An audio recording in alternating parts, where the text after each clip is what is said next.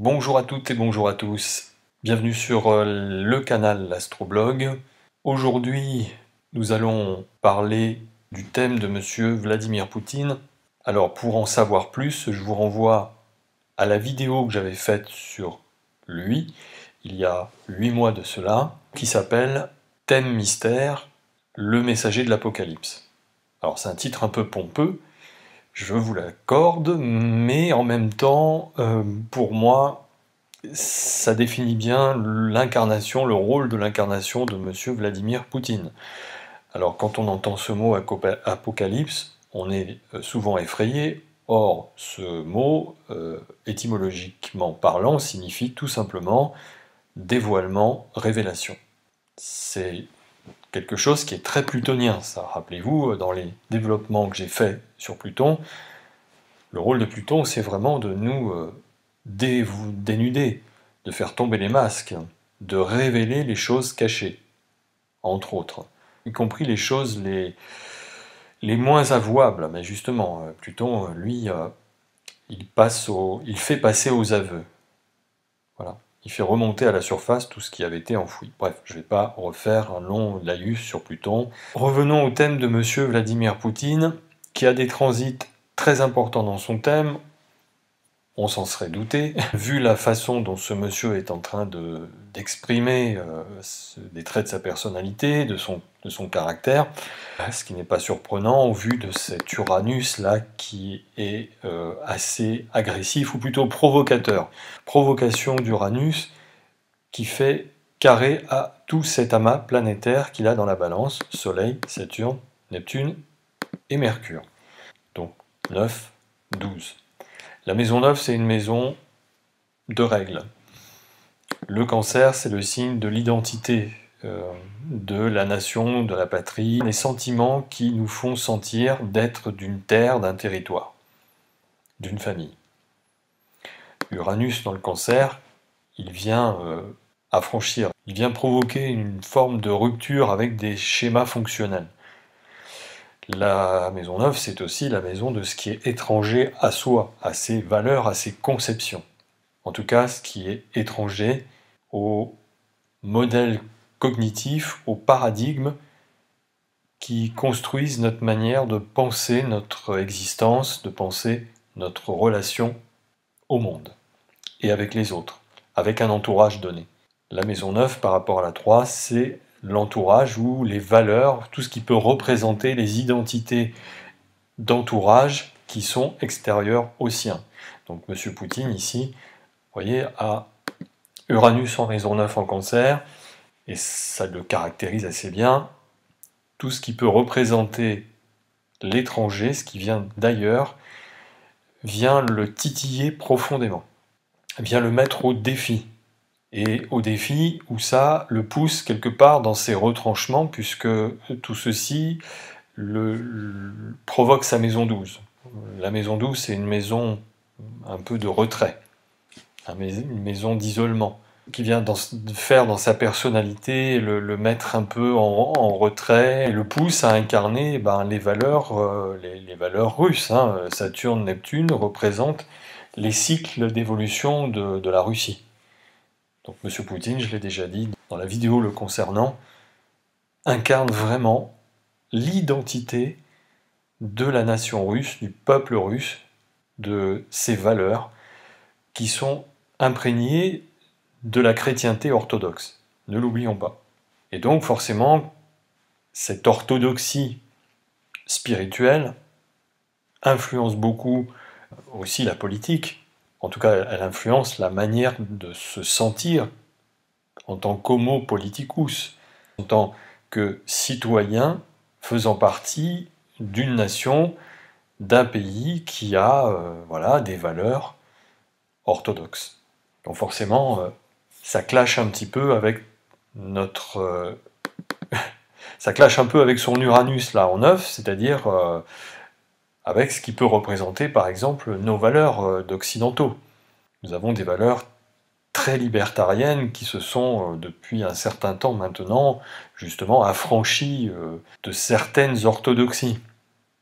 On s'en est tellement affranchi d'ailleurs que, comme ça peut être le cas parfois, on peut à un moment donné tomber dans des excès inverses. C'est-à-dire on est tellement devenus libéraux dans nos manières de penser, c'est-à-dire qu'il n'y a plus vraiment de Saturne et de Jupiter, en tout cas entendu au sens orthodoxe du terme, qui viennent poser des limites et réguler un peu des choses qui, du coup, débordent. Donc c'est clair que M. Poutine, et d'ailleurs on l'a entendu dans son dernier discours, qui est une diatribe envers les valeurs de l'Occident, c'est-à-dire les nôtres, et c'est pas étonnant parce qu'il a Saturne ici qui transite en ce moment son nœud nord en Verseau, et qui fait opposition également à Pluton en Lion, sur l'axe milieu du ciel, fond du ciel. Alors Saturne qui transite en Verseau, qui fait également carré à Jupiter en Taureau, ce même Jupiter qui reçoit actuellement le transit d'Uranus, qui oppose à Vénus. Donc là, M. Vladimir Poutine, en ce moment, est profondément chahuté. Il se sent provoqué. Uranus en secteur 7, en Taureau, sur Jupiter. Vous voyez, Jupiter est une planète de régulation, qui pose des espèces de règles pour le vivre ensemble, c'est-à-dire pour pouvoir fonctionner ensemble, il faut poser des règles, quelle que soit la nature de ces règles. Jupiter représente tout ce qui régule, ça peut réguler aussi nos fonctionnements physiologiques, et notamment dans le Taureau.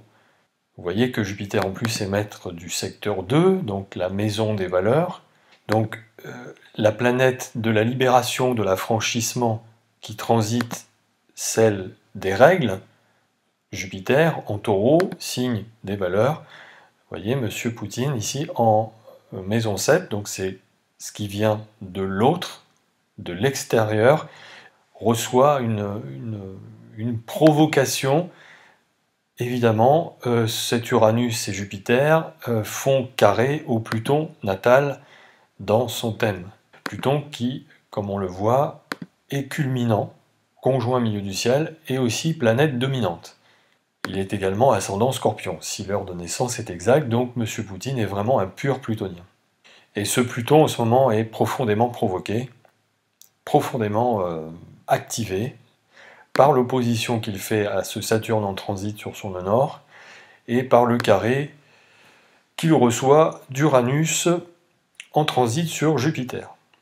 Le Taureau représente aussi notre santé, la santé de base, notre fonctionnement physiologique constitutif de base. La Vierge ou la maison 6 ou Mercure, ce sont plutôt les outils, les moyens pour entretenir ou améliorer cette santé de base. Il est question, avec Uranus qui transite le Taureau de M. Poutine, de la santé, puisque Jupiter maîtrise la maison 2, sa maison 2 en Sagittaire. Donc ça concerne effectivement sa constitution physique, physiologique. Bon, probablement, et c'est un petit peu les rumeurs qui courent, des ennuis, des problèmes de santé, et peut-être devoir subir des rayonnements. Uranus, Pluton, genre chimiothérapie, radiothérapie. C'est une possibilité, surtout avec le lion, c'est le rayonnement. Alors, ça peut vouloir dire autre chose, mais ça je le développerai plus tard. Mais en tout cas, en ce qui concerne sa propre nature, sa propre personnalité, sa physiologie, sa constitution de base, en effet, en ce moment, la santé de M. Poutine est agressée, en quelque sorte. Elle est provoquée par des choses qui viennent de l'extérieur. Alors, est-ce qu'il y a des tentatives lui-même ayant subi des tentatives d'empoisonnement ou de... C'est parce qu'il y a quelque chose de très russe. Les Russes ont une façon habile d'utiliser l'empoisonnement. Est-ce que lui-même aurait subi ce genre de choses et que bon, du coup, il se soigne? C'est pas impossible. Parce que Uranus en maison 7 sur Jupiter parle de provocation, voire d'agression subite, inattendue, venant de l'extérieur, venant de l'autre, d'un autre, ou des autres, en 7. Surtout sur Pluton, maître de son ascendant, vous voyez. Tout ça, en tout cas, le met met sa santé en danger. Et Saturne ici veille. Bien sûr que ce Saturne, du coup, en transit, alors bien sûr le carré se défait, mais du coup il était en carré avec Uranus, et donc sur le Jupiter de M. Poutine. Donc, changement, comme je le disais, de paradigme. N'oublions pas que le Verseau ainsi que le Poisson sont deux signes qui représentent l'universalité. Donc Saturne en Verseau, c'est l'ordre mondial, et probablement un nouvel ordre mondial, surtout carré à Uranus. Bon, le carré se défait, mais on est toujours dans l'énergie du carré, ne l'oublions pas. Donc là, en ce moment, le carré Saturne-Uranus, qui a opéré pendant ces dernières années, là, et qui continue dans la traîne d'opérer, c'est vraiment un nouvel ordre mondial. Un changement de paradigme, un changement de leadership. Mais M. Poutine, là, il est dans la pleine puissance et dans la pleine affirmation, puisque Saturne passe sur son honneur. Donc Saturne lui montre le chemin. Il lui montre le chemin à prendre dans le redécoupage de ce leadership mondial. C'est exactement un peu ce qui se passe et ce qui filtre à travers ses positions politiques et son analyse de la situation géopolitique mondiale. Refuser certaines hégémonies, et ces hégémonies qui finalement, du fait d'une dérégulation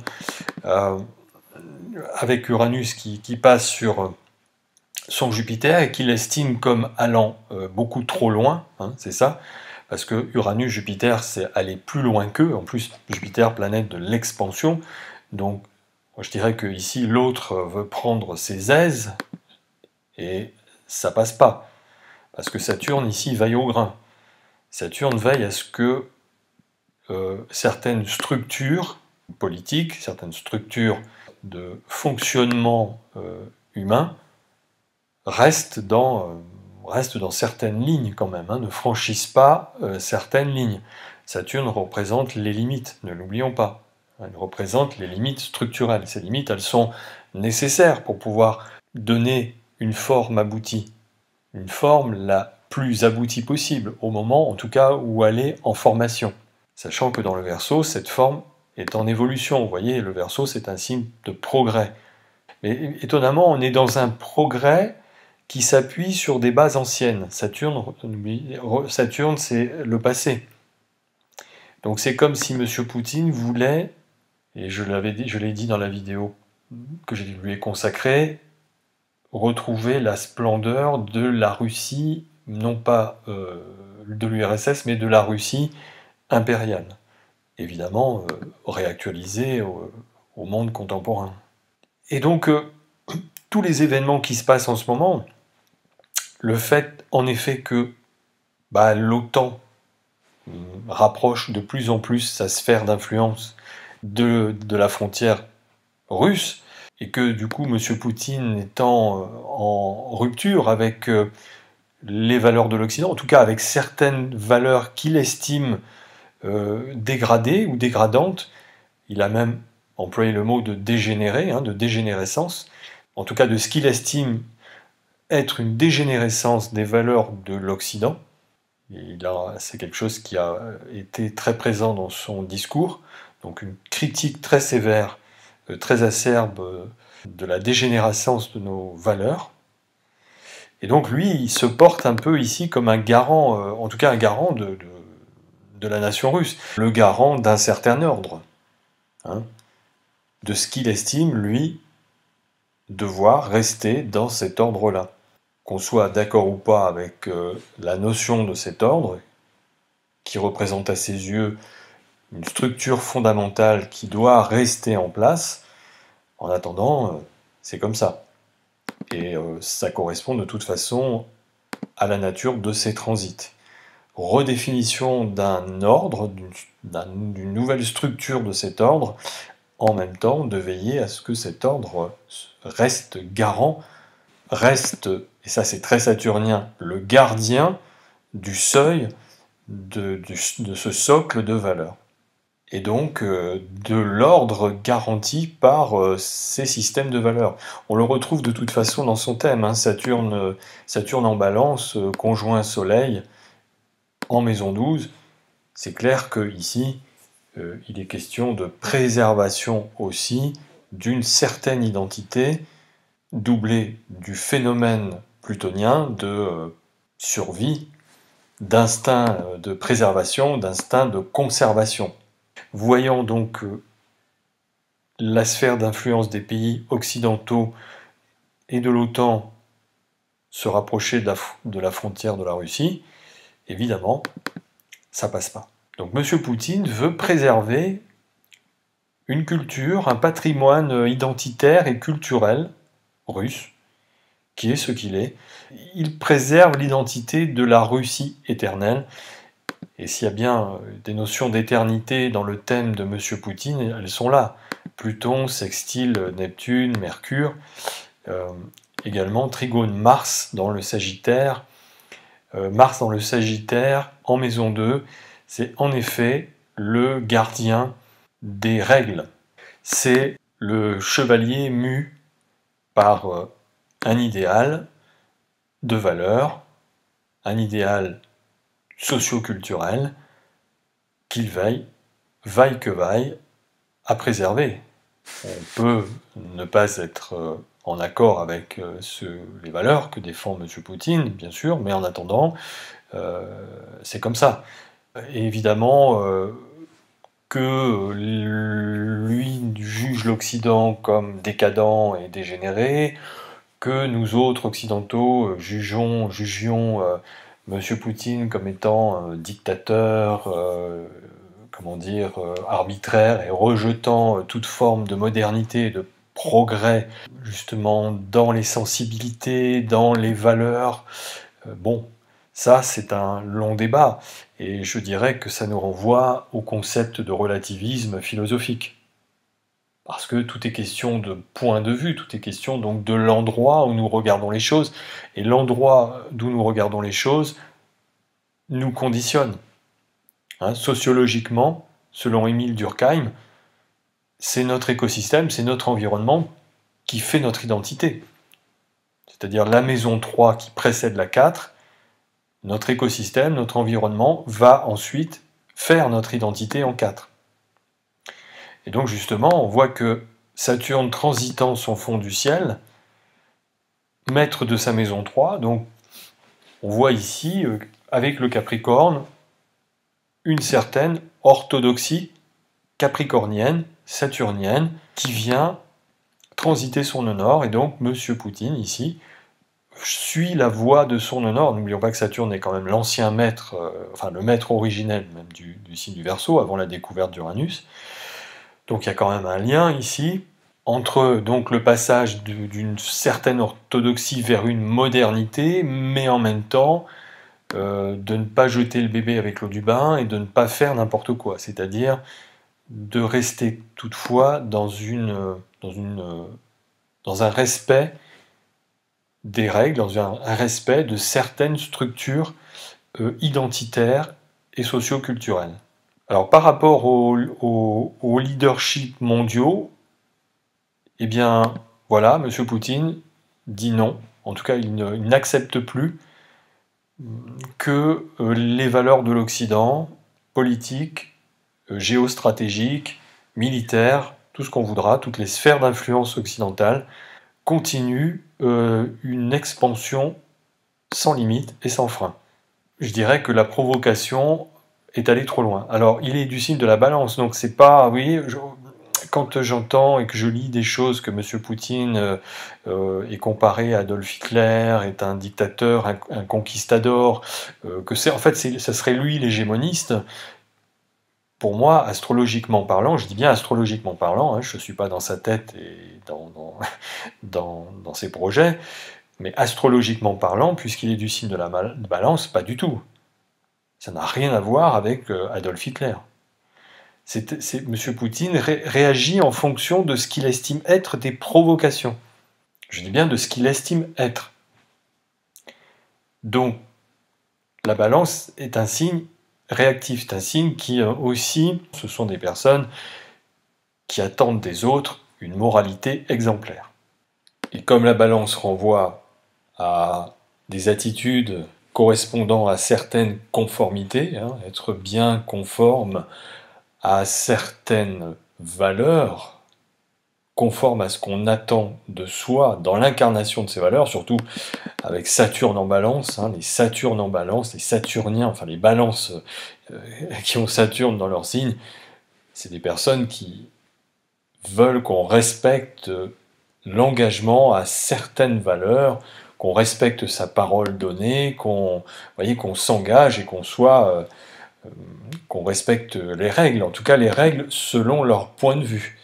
Après, ça ne veut pas dire que ces personnes-là, elles-mêmes, n'enfreignent pas leurs propres règles, en fait, hein, ou les règles des autres. Mais voilà, de leur point de vue, il faut rester conforme à certaines valeurs, à certaines règles, et rester dans les limites de ces règles imposées par ce Saturne.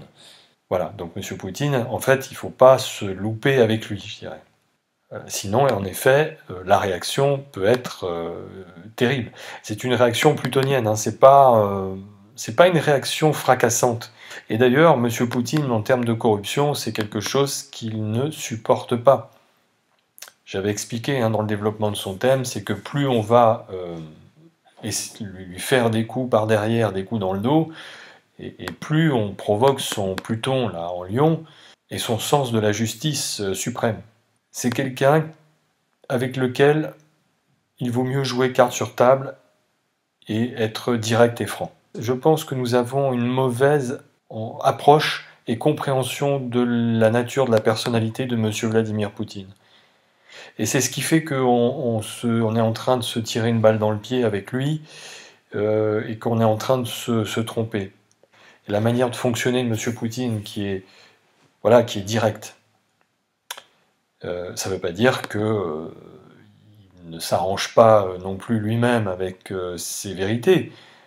Ses concepts qui sont, encore une fois, je le rappelle, propres à l'environnement dans lequel il est et la nature de cet environnement qu'il incarne en tant que chef de la nation russe et guide suprême de la nation russe. Le fait justement de penser qu'il est hégémoniste, en fait, il y a une mauvaise grille de lecture de la stratégie de M. Vladimir Poutine. Et le fait d'avoir cette mauvaise grille de lecture fait commettre beaucoup d'erreurs, pour moi, de la part des dirigeants occidentaux. Et plus ils vont, je dirais, le cataloguer, le juger comme cela, alors M. Macron a essayé d'avoir des propos à un moment donné beaucoup plus mesurés, hein, quand il disait qu'il ne fallait pas humilier la Russie, etc. Donc quelque part, on peut ne pas apprécier M. Macron, mais sur ce plan-là, psychologiquement, je pense qu'il avait raison. Il avait raison dans le fait de chercher à continuer à dialoguer avec M. Poutine, de chercher à ne pas stigmatiser la Russie et son chef en tant que pays hégémoniste, que ce pays voudrait conquérir l'Europe, etc. Astrologiquement, M. Poutine n'en a rien à faire, rien à foutre de l'Europe. Mais vraiment. Hein.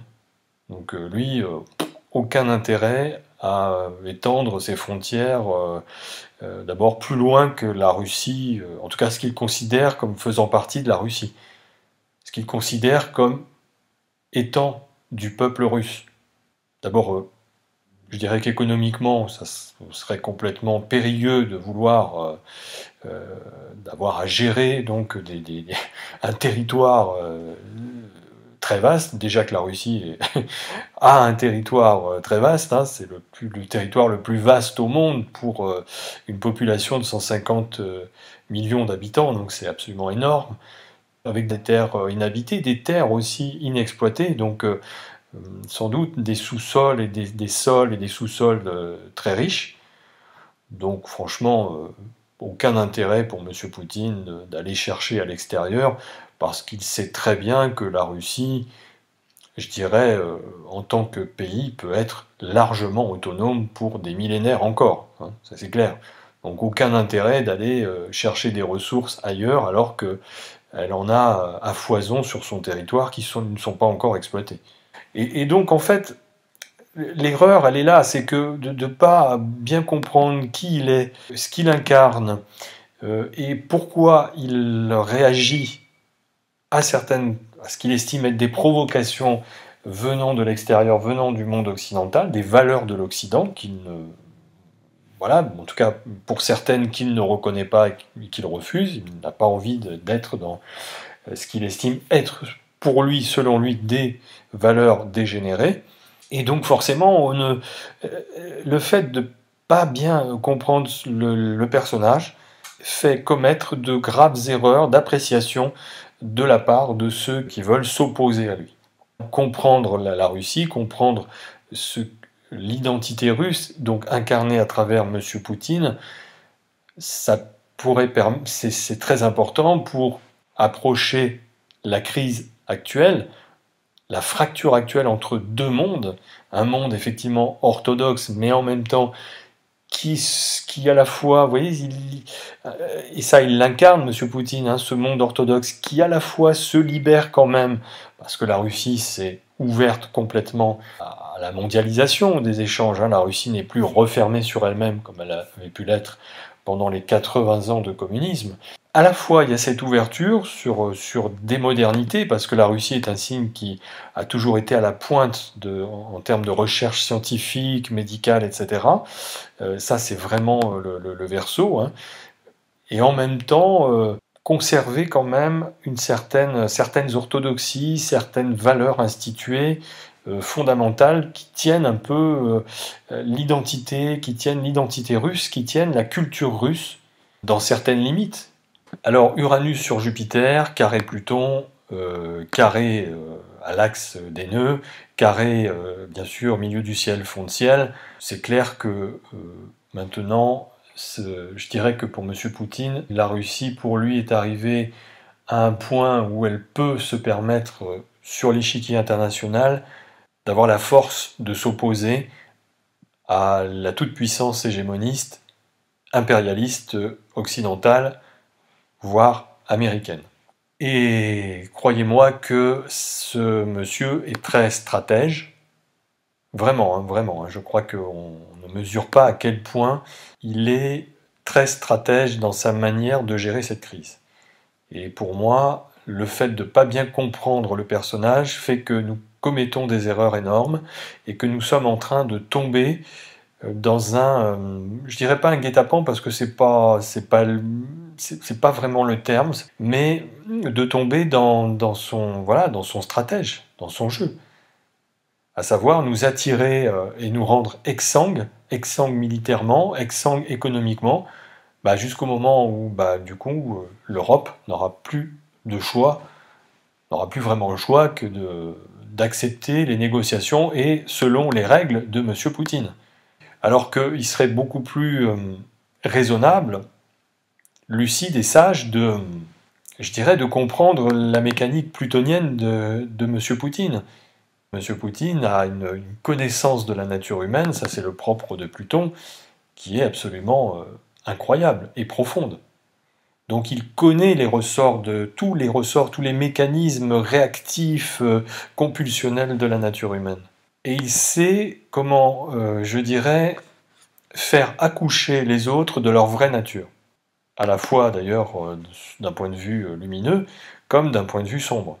Donc jouer les intrigants avec lui, c'est pas la bonne carte, hein, mais pas du tout. Parce que alors là, il se régale. Il se régale à voir justement les autres cherchant à comploter contre lui, cherchant à essayer de le... Ah oui, il se régale, parce qu'en bon plutonien, il observe ça, et il les laisse faire jusqu'au moment où les autres vont dévoiler leur jeu, en fait, vont dévoiler leur propre stratège. Et donc, dévoilant leur propre stratège, lui, du coup, il peut de nouveau adapter une nouvelle stratégie et faire bouger les pièces sur son échiquier de façon différente. Hein, c'est un redoutable joueur d'échecs, M. Poutine, hein, comme tout bon russe. C'est quelqu'un qui est très intelligent, vraiment très intelligent, c'est quelqu'un qui a une bonne culture, une bonne connaissance du monde occidental également, même s'il n'est pas d'accord avec certaines des valeurs du monde occidental. Il le connaît très très bien. Il sait très bien comment nous autres, les Occidentaux, réagissons. C'est le propre de Pluton, hein, de pouvoir lire dans le jeu de l'autre, le jeu des autres. Quand je dis le jeu, c'est J-E-U et c'est J-E. Hein. Et ça lui donne une force considérable. Alors Saturne, Mercure, Neptune, Soleil, en balance, je l'avais dit dans l'étude de son thème, c'est quelqu'un qui est channeling, monsieur Poutine. C'est quelqu'un qui a des dons de prévisualisation, de quasi-médiumnité. Voilà, il a une grille de lecture mercuro, neptuno, saturno et uranienne. Donc vraiment, il se projette, il voit avant, il voit devant. Vous voyez, Uranus, c'est la prévisualisation et donc l'anticipation sur les choses qui sont là, qui sont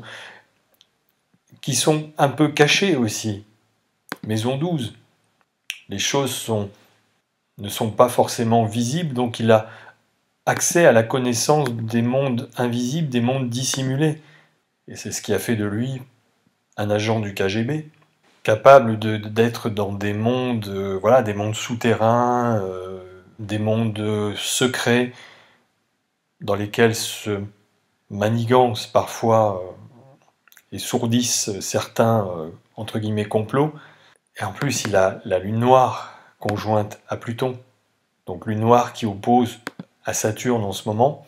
C'est quelqu'un qui est un signe qui réagit. Hein. Donc, par rapport aux provocations uraniennes qui là vont selon lui trop loin et qui provoquent sa réaction de plutonien, de veiller à l'ordre, de veiller à la sécurité et aussi du coup, comme on est dans le Verseau, à redessiner une sécurité de l'ordre mondial. Hein, il y a vraiment là ici un basculement, de remettre un peu les pendules à l'heure, de rééquilibrer le rapport de force, parce que c'est comme ça, nous sommes encore dans un monde qui vit dans une dynamique de rapport de force, alors qu'il faudrait dépasser les choses. Bien sûr que ce qu'il a à faire ici, c'est peut-être quand même de sortir aussi de cette position de rapport de force. Mais l'histoire, c'est que il faut aussi que les autres sortent de leur dynamique de rapport de force. Vous voyez, si les autres pays sont là en train de continuer à vouloir asseoir une espèce d'impérialisme, d'apostolisme, d'hégémonisme, et donc de développer des systèmes de valeurs à travers le monde, de les imposer d'une manière ou d'une autre, hein, par la force ou par la manipulation, par l'influence, c'est sûr que du coup, ça le maintient dans cette posture de rapport de force et de résistance. C'est pour ça que je vous dis qu'il faudrait vraiment avoir une approche de sa personnalité et donc d'entretenir des relations avec lui totalement différentes plutôt que d'être dans ce postulat-là. Alors Uranus sur Jupiter, c'est quand même c'est la libération, hein, de cette puissance, de cette réactivité quand même explosive, hein, parce que Uranus-Jupiter, c'est quand même, ça fait quand même de l'explosion. Hein. Alors Uranus, Pluton, uranium, plutonium, attention à ce que la provocation, en tout cas ce qu'il estime être comme une provocation, n'aille pas au-delà justement des limites qu'il s'est posées. Hein, parce qu'il s'est posé quand même des limites, monsieur Poutine. Quand j'entends dire qu'il est fou, pas du tout. C'est un monsieur qui est très très loin même d'être fou. Parce que s'il avait été fou, il y a bien longtemps qu'il aurait déclenché des hostilités beaucoup plus importantes. Or, il ne l'a pas fait. Donc il est quand même conscient que l'utilisation de certaines forces de frappe, et notamment nucléaires, mettrait sacrément en danger l'humanité et également la nation russe, par effet de riposte.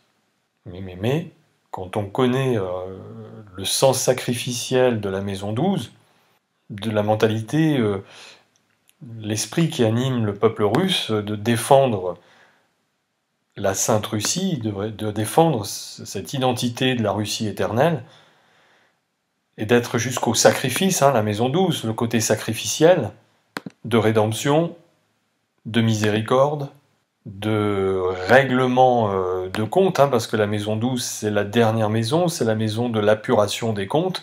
Il a des planètes quand même collectives, M. Poutine, dans cette maison. Donc, d'entraîner la nation russe, mais pas que la nation russe, d'entraîner les peuples du monde dans une espèce de rôle sacrificiel et jusque-boutiste, parce que Pluton, c'est le jusque-boutisme, ascendant Scorpion, Vénus opposée à Uranus, donc Vénus maître du Taureau, donc maître de ce Jupiter, maître du transit d'Uranus actuel. Donc attention au sens du sacrifice. M. Poutine est capable, pourrait être capable d'aller au bout du sacrifice pour jouer son rôle de cavalier de l'Apocalypse, si je puis dire, c'est-à-dire d'éradiquer ce qu'il estime être des corruptions, des scories, des choses qui sont devenues comme parasitaires pour le monde et le fonctionnement du monde. N'oublions pas aussi que Pluton s'aligne sur les lois de l'univers. Uranus aussi, dans le Taureau, Jupiter dans le Taureau. Pour M. Poutine, il faut respecter les lois de la nature, ce qu'il estime être, lui, les lois de la nature. C'est d'ailleurs dans son discours. Alors on peut trouver ça très archaïque et appartenant à une autre époque, mais en attendant, le Taureau incarne la nature, et donc Jupiter ici en Taureau, c'est les lois de la nature. Et ce sont ces lois de la nature qui doivent rayonner, qui doivent être respectées en priorité et rayonner et s'exprimer dans la nature de chacun d'entre nous, dans la nature humaine, être aligné avec les lois de la nature, c'est-à-dire les lois de l'univers, les lois divines. M. Poutine, pour moi, est quelqu'un qui est très croyant, et donc il tient à ce que ces lois divines, ces lois de l'univers, ces lois de la matrice, ces lois de la nature soient respectées. Pour lui, les notions de transhumanisme, de wokisme, etc., c'est pas sa came, c'est pas du tout son credo. Parce qu'il estime que ce sont des choses qui vont à l'encontre des lois naturelles, que telle que la nature nous définit de base, le Taureau, dans notre logiciel, dans nos systèmes de valeurs, de fonctionnement, de base, de fonctionnement physiologique, déjà, et de fonctionnement psychologique. Eh bien, je crois qu'on a fait quand même un sacré tour d'horizon de ce qui se passe dans la carte du ciel de M. Vladimir Poutine. Nous verrons bien comment les choses vont se dérouler dans le temps, sachant que de toute façon, et je le répète, avec l'entrée de Pluton dans le Verseau pour l'humanité, de Saturne dans les Poissons, et puis en 2025 de Neptune dans le signe du Bélier, et d'ailleurs on aura une conjonction Saturne-Neptune au tout début du Bélier en 2025, nous allons, mes amis, vers des changements de monde comme on ne peut pas les imaginer encore aujourd'hui. En tout cas, on les suppose, mais très honnêtement, ça va être quand même un moment particulièrement chaud, un moment de cataclysme, un moment d'effondrement. Pardon d'être aussi alarmiste, mais voilà, je ne vais pas vous mentir. Et pour moi, M. Poutine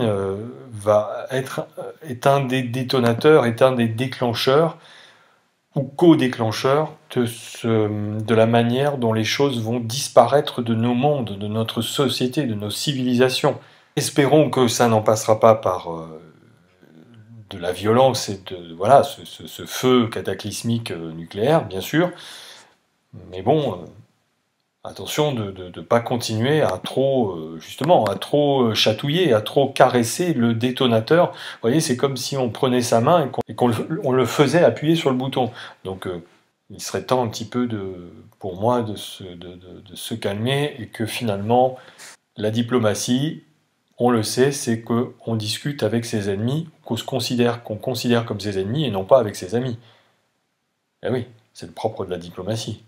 Voilà, je vous souhaite un bon week-end et je vous dis à très bientôt pour une autre capsule vidéo de l'Astroblog. Et merci à vous d'ailleurs de suivre, de liker, de laisser des commentaires. C'est toujours agréable de vous lire, de voir vos observations. À bientôt, bye bye.